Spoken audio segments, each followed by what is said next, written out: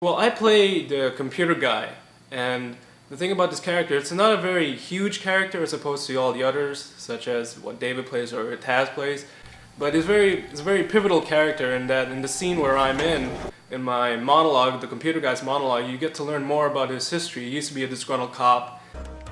Where? I used to be a cop once! I was one of those computer geeks that no one paid attention to. I made a lot of bad decisions, John, and because of me, someone has died. But then again, we all made bad decisions, huh? Then he just went to the other side, and he feels very remorseful about it, and he explains that to John and even helps John, but I won't give up what he does. You're gonna have to see the briefcase to find out. My character, well, you know, he wasn't really the nicest of gentlemen. He loved knives. Oh, the things I would do to you. And he was very aggressive. Yeah, you know, he just wanted to make our friend Taz's life a living hell. Doctor? Just... no big deal. Нам надо спешить.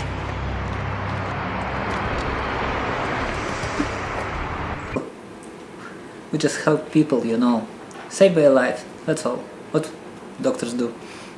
Unfortunately, I got the cold one.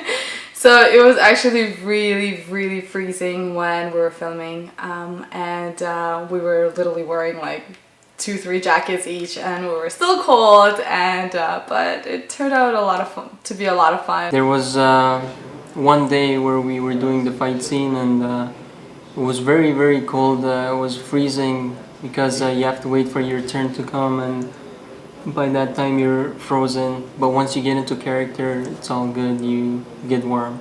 We filmed all the way during winter onto summer, and you know, there was, I remember one day, I wasn't there, but I heard that it was really cold. Taz had to be there, and since, to keep continuity, the character of John had to wear a t-shirt, the white t-shirt, and it was below 20, and Taz was there outside with a convertible, and it was just freezing his butt off, my goodness. In some scenes, it was really hot, and I had to be in a suit, and my gosh, man. But hey, it was fun. Come on, who gets to do this, right? It's so much fun making this film. Wow. Oh man. Well, for the first day it wasn't that bad because we were indoors, so that was a very pleasant shooting evening. But the following day, when we had to shoot it outside and do the whole entire fight choreo and the sequencing and the timing of everything, man, it was freezing that day. And I thought I had it bad. You know, I'm really sensitive to cold, but poor Taz is out there, t-shirt, nipples hard as hell. You could just see everything going on. It was really taxing on us physically. But it was really rewarding after that day, you know, so cold as hell, but fulfilling. See, working with a group, I personally love working with a group, especially with an ensemble cast, because personally myself am a big fan of films where you get an ensemble, a huge cast, because you get to see so many characters, so many different backgrounds that come together to make a full story. Yeah, you can have films with only central 2 or 3 characters, or even 2 characters, or just 1.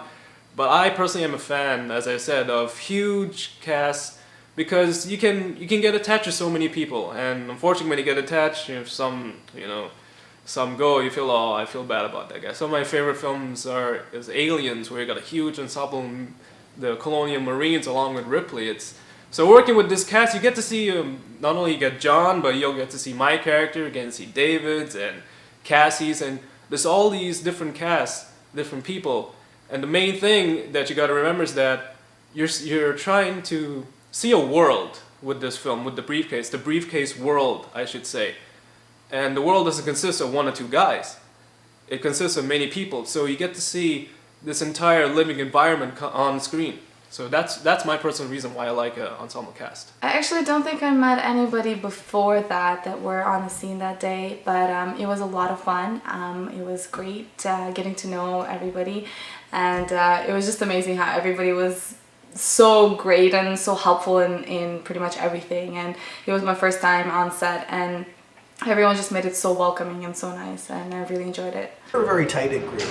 Working with everybody so far has been very familiar. very comfortable. These are people that, that just really know how to make the most out of the least, and that's what we really specialize in as a team. So working as a group was like the most solid thing to do in order to make this project successful. Well, I'll be very biased. My favorite scene is my scene, but also right up there is the car chase scene. I remember that day. My goodness, like Taz. This is a great story. We all came together and Taz drew out the blueprint on what we do. Okay, so we have these cars. We're going like this, so many diagrams. And I kept thinking, my gosh, are we pulling a heister here or something, or are we doing a car chase? So okay, we're gonna go into 400. It's a major highway in Toronto that connects north of Toronto into south. So now we're doing the car chase, and with my car, we put the camera, we hooked it up with a rig, and I go first, and I see in the background all these cars, especially Taz's BMW, just whizzing by. It's incredible. My good, wow, it's so much fun. It was very dangerous, but hey, as I said, this is a high octane action film. You live for stuff like this, and it was so much fun. I'm really speechless because when you see the film, you'll know that watching it was intense. So imagine being part of it, like driving on the highway while you're going past people. It's insane. I actually love the slow motion gunshots, bullet flying through the air, knocking people out, and the detailed action in slow motion. Amazing.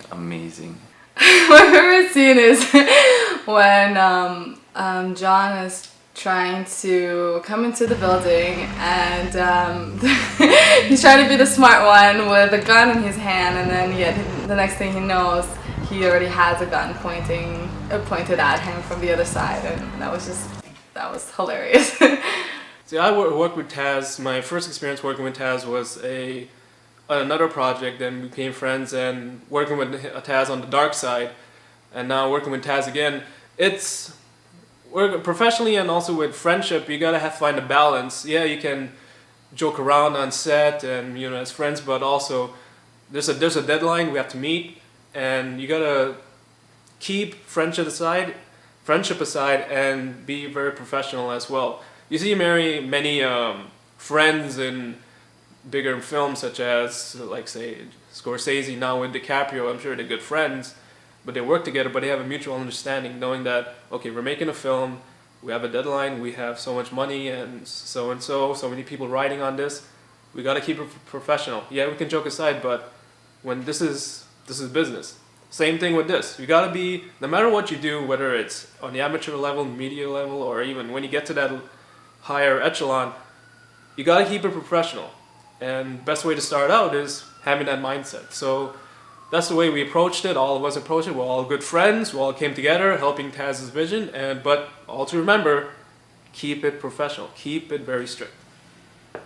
Well, Taz, he's a great guy. He helped me out a lot, And as a director, he's very hardworking, and when it comes to work, he's very serious and he takes his work seriously. And I respect that because that way he could get things done faster and easier. And overall, I enjoyed working for him and being part of his movie. Taz has been great. He has been really helpful in directions and in everything. Whenever there's a problem, he's like right there. Okay, let's make it happen. So it's been a pleasure. Oh wow, working with Taz as a friend and a director. Working with Taz, period, is an amazing experience. He's a very humble guy, very down to earth, and he knows what to do. Like, he knows exactly what sequence is supposed to happen. As a director, very well organized. He has an incredible vision for the project that everybody was involved in, the Briefcase. A very flawless performance all around in general, and it's mind-blowing how productive this project came out to be. So yeah, kudos to you, Taz. Thumbs up, buddy. Interesting, very interesting. And very funny. It's like we had a lot of fun.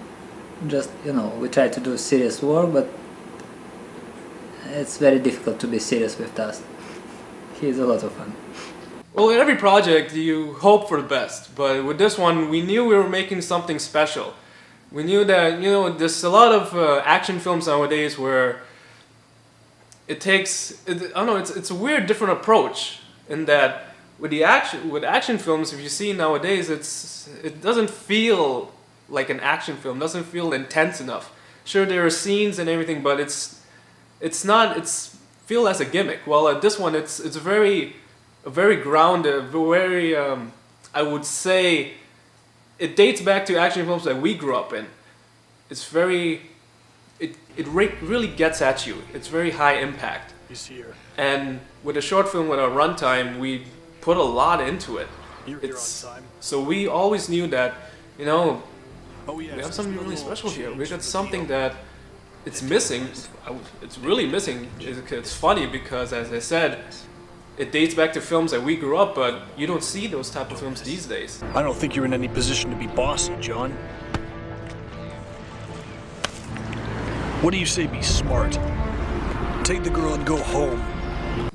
Going into the project, after having worked with Darkseid, we didn't have a huge budget, and for this one, we had no budget. All we had is commitment, and in most cases, commitment that is stronger than a budget, because if you can get people that are committed, that can give their time, and be there on being very professional, be there to do the job, and to help Taz show his vision, that is more valuable than anybody giving any cash or producing and investing in anything. So going into it, we knew that we had nothing with us, just what we had on our backs. And I'm very proud to say, on behalf of Taz as well, that we produced something really special. We produced something really awesome.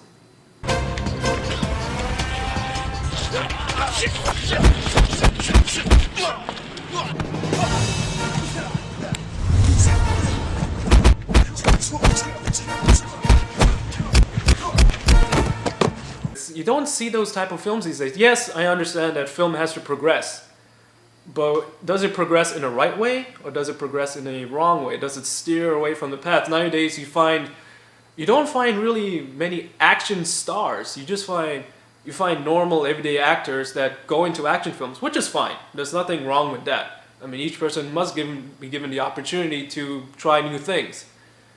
But where are the action stars? It's really something where, again, you're watching a film. You're not watching real life. You don't see car chases going on like every day, you know, or even cars being blown up on the highway and such. You don't see these fantastical stories. So we are watching something fiction.